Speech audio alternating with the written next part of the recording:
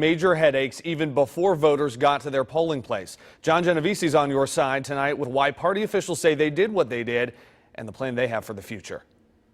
Well, bottom line, I'm told this turnout was simply well past what most of these caucus officials were expecting.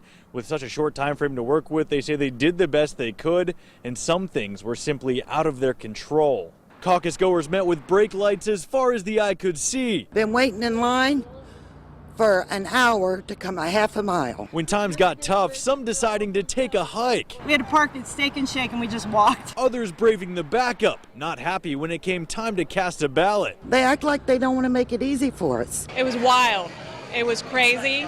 It was exciting at the same time. Boone County Caucus Chair Phyllis Sparks says to an extent they were working on the fly. As for why there was only one spot to vote in the entire county. We did consider 2 locations, but because our books were printed through the Republican Party of Kentucky and not the Secretary of State, we would have had to divide the books up. That would have caused even more confusion with our voters. And nearing the 4 o'clock cutoff, another problem. She says the sheriff told her there was at least an hour's worth of traffic still waiting, prompting a call to Kentucky GOP officials. They got back with me and said, no, we're not extending the hours. So staff and volunteers writing up signs, closing off the church parking lot and allowing anyone inside to continue.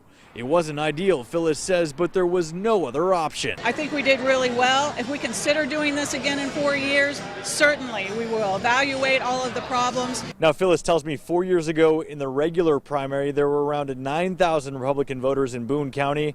They were planning on around half that number today, given the new process and single location, but instead nearly matched it. For now, John Genovese, 9 on your side.